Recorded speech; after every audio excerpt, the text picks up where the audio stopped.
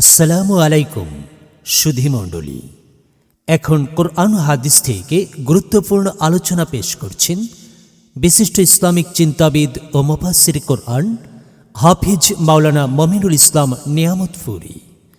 হাফিজ মাওলানা মমিনুল ইসলাম নিয়ামতপুরী ইমাম ও খতিব, জেলা পরিষদ শিশু পার্ক সংলগ্ন মশরপুর জামে মসজিদ ও প্রতিষ্ঠাতা সেক্রেটারি দারুস সালাম হাফিজিয়া নুরানী এতিমখানা মাদ্রাসা, নওগাঁ সদর, নওগাঁ।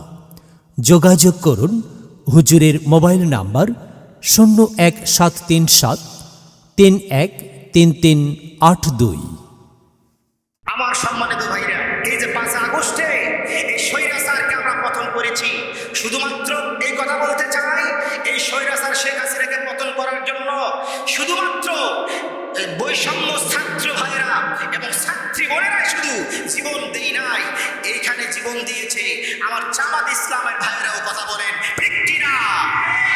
এখানে তাকে পতন করার জন্য জীবন দিয়েছেন হেফাজত ইসলামের ছাত্র ভাইরা, তাকে পতন করার জন্য জীবন দিয়েছেন বিভিন্ন দলের ইসলামিক দলের মতাদর্শের বন্ধুরা। এই জন্য বিশ্বাস করতে হবে দেশ স্বাধীন করা সহজ, কিন্তু দেশকে রক্ষা করা হলো সবচেয়ে বড় কঠিন। কথা বলেন ঠিক কিনা? এই যে সংবাদ পেলাম গতকালকে বিপি নূরকে মারা হয়েছে, ক্ষতবিক্ষত করা হয়েছে, জ্ঞান ফিরছে না, শুনছি তাকে নাকি বিদেশে নিতে হবে। তাহলে বলেন এরকমই যদি হয় তাহলে দেশ স্বাধীন করে হলোটা কি ভাই? কন কি হলো? এরকমই যদি হয়ে যায় তাহলে দেশটা স্বাধীন করে হলোটা কি? কথা বলেন। এই জন্য সাবধান থাকবেন, অ্যালার্ট থাকবেন, সচেতন থাকবেন, সজাগ থাকবেন। এই দেশের মাটি সোনার চেয়ে খাঁটি, এই দেশের মাটি ওলিয়া উলিয়াদের মাটি, এই দেশের মাটি ওলামা আলিমার মাটি, এই দেশের মাটি হক্কানি আলেমদের মাটি, এই দেশের মাটি আহমদ শফির মাটি, এই দেশের মাটি কাদের মোল্লার মাটি, এই দেশের মাটি মামুনুল হকের মাটি, এই দেশের মাটি মুজরুল রহমানের নেজামের মাটি, এই দেশের এনসি মাটি। কোন ক্রমে আমরা বৃথা যেতে দিব না। কথা বলেন ঠিক কিনা? আমার সম্মানিত ভাইরা, আলোচনা করছিলাম, অনেকক্ষণ আলোচনা হলো, আমি আলোচনার ইয়া পাচ্ছি না। আচ্ছা, বলেছিলাম ইসলামের খলিফা কয়জন? কয়জন বলেন তো? ইসলামের খলিফা মোট কয়জন?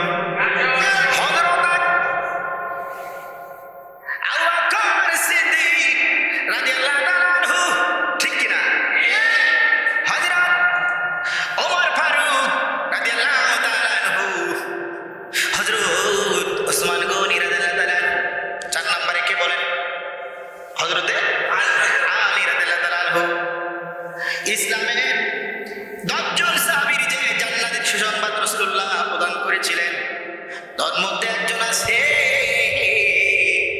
তার নাম হযরতে আলী কাররামুল্লাহ। কি নাম? হযরতে আলী কাররামুল্লাহ। শুধু তাই, হযরত আলী ছিলেন অন্যতম একজন সাহাবী যিনি রাসূলুল্লাহ সাল্লাল্লাহু আলাইহি ওয়াসাল্লামের স্বাস্থ্য ভাই ছিলেন। শুধু স্বাস্থ্য ভাই নয়, ছিলেন জামাইও। কি ছিলেন? জামাইও ছিলেন। শুধু তাই নয়, হযরত আলী কাররামুল্লাহ মহাগ্রন্থ আল কোরআনের সংকলক ছিলেন। শুধু তাই না, তিনি ছিলেন খলিফাতুর রাসূল। এবং যে সাহাবী হযরত আলী 10 বছর বয়সে ইসলাম গ্রহণ করেন এবং সমস্ত সাহাবীরা বাল্যকালে তিনি মূর্তি পূজক ছিলেন না, মূর্তি পূজা করেন নাই। শুধু কি তাই, হযরত আলী শরীফুল আলী রাসূলুল্লাহ যোগ্য নিবেদিত প্রাণ ছিলেন ও যোগ্য সেনানায়ক ছিলেন। আমার সম্মানিত ভাইরা, খয়বর যখন যুদ্ধ শুরু হয়ে যাবে, যুদ্ধ শুরু হওয়ার আগে রাসূলুল্লাহ সাল্লাল্লাহু আলাইহি ওয়াসাল্লাম সাহাবা কিরামদেরকে বললেন, আগামী কালকে ইসলামের পতাকা আমি যার হাতে দিব, ইনশাআল্লাহ সে খয়বর দুর্গ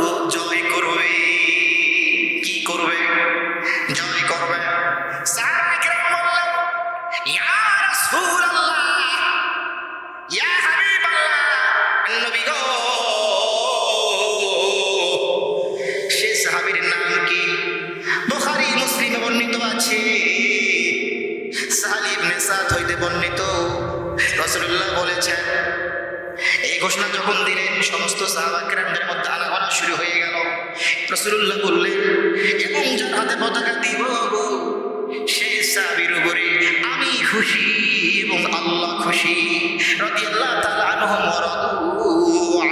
জোরে বলেন মারহাবা। এই কথা যখন বললেন সাহাবা কিরামদের মধ্যে আলোচনা শুরু হয়ে গেল। একজন সাহাবী আরেকজন সাহাবীকে বলে, ভাই রাসূলুল্লাহ কার হাতে ইসলামের পতাকা দেবে আগামীকাল খয়বরের যুদ্ধে, যার উপর নাকি আল্লাহ খুশি, স্বয়ং নবী খুশি। আমার সম্মানিত ভাইয়েরা, দিন পেরিয়ে রাত আসলো, রাত পেরিয়ে আবার সকাল আসলো। সাহাবা কিরামদেরকে ঘোষণা দিলেন, আমি গতকালকে যার কথা বলেছিলাম সে আর অন্য কেউ নয়, যার নাম হলো হযরত আলী কাররামাল্লাহু রাদিয়াল্লাহু তাআলা আনহু। জোরে বলেন সুবহানাল্লাহ। আমার বাংলা সমস্ত সাহাবীকে রাসূলুল্লাহ বললেন,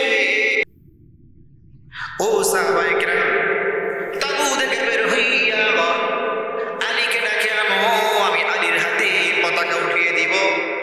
সে এমন সম্মানিত, আল্লাহ তাকে অনেক সম্মান করেছে, আমি রাসূলুল্লাহ তাকে অনেক শ্রদ্ধা করি, অনেক সম্মান করি। সাহাবায়ে কেরাম বললেন, ইয়া রাসূলুল্লাহ, ইয়া হাবিবাল্লাহ, নবী গো, আপনার সাহাবী হযরত আলী, তার তো চোখ উঠেছে, তার চক্ষু প্রচন্ড ব্যথা করছে, সে তো আসতে পারবে না। রাসূলুল্লাহ বললেন, যাও যাও, তাকে আমি যে ডেকেছি আহ্বানটা করো, এই সংবাদটা তার কানে পৌঁছিয়ে দাও। রাসূলুল্লাহর সংবাদ সাহাবায়ে কেরাম হযরত আলীকে বললেন, হযরত আলী রাদিয়াল্লাহু আনহু চক্ষু উঠা চক্ষু নিয়ে হাঁটি হাঁটি পা পা করে নবীজির দরবারে আগমন করলেন। দয়াল নবী তার মুখ দিয়া তার থুতু মুবারক হযরত আলী রাদিয়াল্লাহু তাআলা চোখে লেগে দিলেন। লাগে দেওয়ার সঙ্গে সঙ্গে চক্ষু ওঠারও ভালো হয়ে গেল। জোরে বলেন সুবহানাল্লাহ। শুধু ভালোই হলো না, রাসূলুল্লাহ বললেন, আজ থেকে যতদিন আলী বেঁচে থাকবে কোনদিন আর চক্ষু উঠবে না, আর চক্ষু ওঠা রোগ তার কোনদিন হবে না। আর সম্মানিত ভাইয়েরা, এই কথা বলেন মহান সেই পতাকা হযরত আলী রাদিয়াল্লাহু তাআলা আনহুর হাতে খয়বরের যুদ্ধের সময় উঠিয়ে দিলেন। হযরত আলী রাদিয়াল্লাহু তাআলা আনহু পতাকা হাতে নিয়ে খয়বর যুদ্ধের সীমানায় প্রবেশ করলেন। করার পরে ঘোষণা দিলেন, কাফেরদের ঘোষণা দিলেন, কে আছো এসো এসো, নবী মুহাম্মদের সাহাবী হযরত আলীকে পরাজয় করতে পারো। কে আছো আছো এসো এসো, নবীজির জামাই হযরত আলীকে পরাজয় করতে পারো। এই কথাটা বললেন, কাফেরদের পক্ষ থেকে একজন কাফের হাতে তরবারি নিয়ে দাঁড়িয়ে গেলেন, যার নাম হলো মারহাব। সে ভালো বলরাম চালাইতে পারত, সে ভালো তরবারি চালাইতে পারত। সে বলল, তোমরা ও আলী, তুমি কি আমার চেনো না?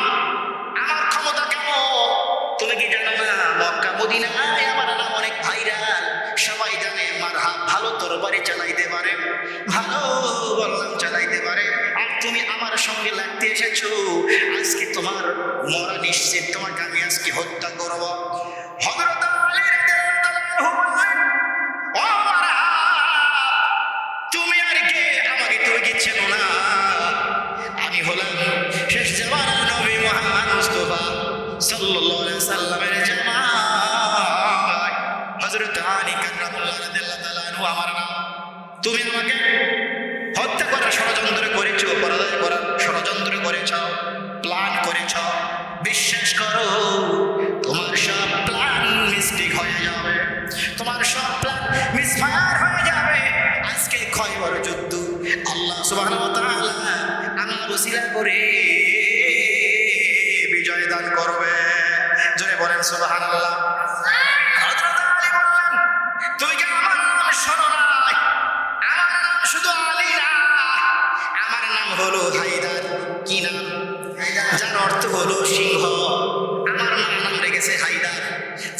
মাবুদ যার অর্থ হলো সিংহ, আমার মা নাম রেখেছে আবু তুরাব।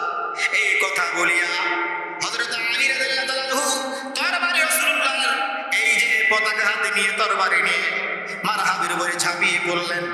আমার সম্মানিত ভাইরা রে, ঝাঁপিয়ে পড়ার সাথে সাথে কাফেরের লিডার মারহাবের গলা মস্তক তার দেহ থেকে বিচ্ছিন্ন হয়ে জমিনে পড়ে যায়। বলেন সুবহানাল্লাহ। আমি কেন উঠব না জ্বলে, আইমানের বারো এই অন্তরে ভরা, আইমানের বারো এই অন্তরে ভরা, আমি কেন উঠব না জ্বলে, আসুক না কত যুদ্ধ পেরিয়ে যাব ইসলামের জয় স্লোগানে। জোরে বলেন মারহাবা, আরো জোরে বলেন মারহাবা। গভীর মনোযোগ শুনবেন। রাসূলুল্লাহ সাল্লাল্লাহু আলাইহি ওয়াসাল্লাম যখন নবুয়ত প্রাপ্ত হলেন, চলে গেল তার বিবি কানে মা খাদিজাতুল কুবরা রাদিয়াল্লাহু তাআলা আনহার কর্ণধার।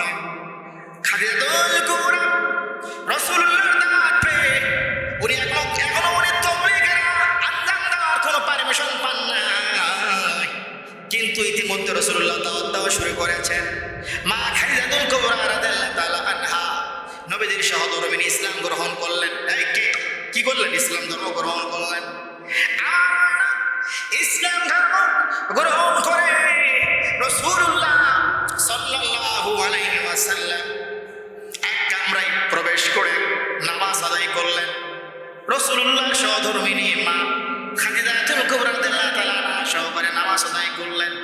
আর আরেক দিক দিয়ে হযরত আলী রাদিয়াল্লাহু তাআলা আনহু কেমন করে যেন উনি দেখতে পেলেন যে রাসূলুল্লাহ এবং তার সহধর্মিণী নামাজ আদায় করছেন, কিন্তু তখনও নামাজের বিধান কিন্তু কায়েম হয় নাই, ফরজ বিধান কিন্তু এখনো কায়েম হয় নাই। কিন্তু নামাজের বিধান কায়েম হওয়ার আগে থেকে রাসূলুল্লাহ মাঝে মাঝে 2 রাকাত করে নামাজ আদায় করতেন। আর হযরত আলী কারামাল্লাহ রাসূলুল্লাহ যখন নামাজ শেষ করলেন, কাছে গিয়ে বললেন, ইয়া মুহাম্মদ, আপনি নামাজ আদায় করলেন, এটা কি করলেন? কেমন যেন কার জন্য যেন জমিনে সিজদা করলেন, আবার আরো ছোট হয়ে গেলেন, কি করলেন?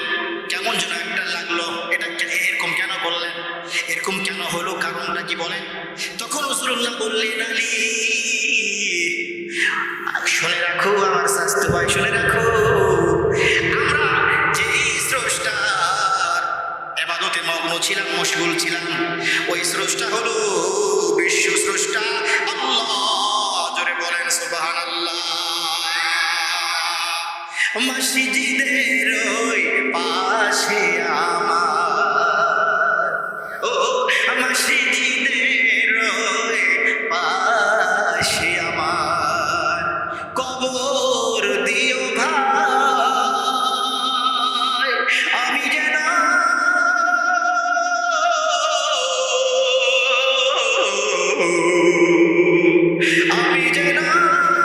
মসজিদ থেকে মুয়াজ্জিনের আযান শুনতে পাই, মসজিদের পাশে আমার কবর দিও ভাই। যে কবি গানটি গিয়েছিলেন সে কবির নাম কি বলতে পারবেন? কাজী রবীন্দ্র কি কাজী নজরুল ইসলাম বীর কবি এই কারণে গিয়েছিলেন। কি দিত? যেন মসজিদ থেকে আযান শুনতে পাই। যারা মুয়াজ্জিন কি আযান দেয়? আল্লাহু আকবার, আল্লাহু আকবার, ঠিক কি না? আশহাদু আল্লা ইলাহা ইল্লাল্লাহ, ঠিক কি না? রাসূলুল্লাহ মনে আছে তো? মনে আছে না? হযরত কখনো ছিলাম না। তিনি আর কেউ নন, বিশ্ব স্রষ্টা আল্লাহ তাআলা, ইয়া যাল জালালি ওয়াল ইকরাম, ইয়া আরহামার রাহিমিন, ইয়া আকরামাল আকরামিন, ইয়া হাযাল কুওয়াতিল মাতিন। মাশাআল্লাহ, লা কুওয়াতা ইল্লা বিল্লাহ, হাসবুনাল্লাহু ওয়া নি'মাল ওয়াকিল, নি'মাল মাওলা ওয়া নি'মান নাসির। আর রহমান, ইয়া রহমান, ইয়া খালিক, ইয়া মালিক, ইয়া জব্বার, ইয়া কাহার, ইয়া যাল জালালি ওয়াল ইকরাম। আমরা সেই মালিকের গুণগান গাইলাম। এই কথা বলে হযরত আলী রাদিয়াল্লাহু তাআলা আনহুকে রাসূলুল্লাহ ইসলাম গ্রহণের দাওয়াত প্রদান করলেন। হযরত আলী রাদিয়াল্লাহু তাআলা আনহু বললেন, ঠিক আছে, আপনারা আমাকে ইসলাম গ্রহণের দাওয়াত দিলেন, তবে দয়া করে মেহেরবানি করে আমার পিতা আবু তালেবের সঙ্গে একটু পরামর্শ করার সুযোগ দেন। আমি আমার বাবার কাছে যাব, বাবার কাছ থেকে একটু অনুমতি নিব, পরামর্শ নিব। কিন্তু হযরত আলী এরপরে যুবকদের মধ্যে সর্বপ্রথম যে ইসলাম গ্রহণ করেছেন নাম হলো হযরতে আলী রাদিয়াল্লাহু তাআলা, এবং বয়োজ্যেষ্ঠদের মধ্যে যিনি ইসলাম গ্রহণ করেছেন হযরত আবু বকর সিদ্দিক রাদিয়াল্লাহু তাআলা আনহু। আমার সম্মানিত ভাইরা, গভীর মনোযোগ দিয়ে শুনুন। একদিন হযরত আলী কাররামাল্লাহ মা ফাতেমার গৃহে আগমন করলেন এবং বললেন, ফাতেমা, খাবার কিছু আছে দাও, আমাকে ক্ষুধা লেগেছে, আমি খাবো। রাদিয়াল্লাহু তাআলা বললেন, স্বামী গো, ও প্রাণের স্বামী, খাবার তো কিচ্ছু নয়, আমি কি খাবার দিব? ফাতেমা বললেন, স্বামী গো, শুধুমাত্র পুরাতন একটা চাদর আছে, কম্বল আছে, ওইটা বাজারে নিয়ে যান, যা হবে দিরহাম, ওইগুলো দিয়ে খাবার ক্রয় করে আনেন, ওইগুলো আমরা আহার করবো আর আল্লাহর গুণগান গাবো।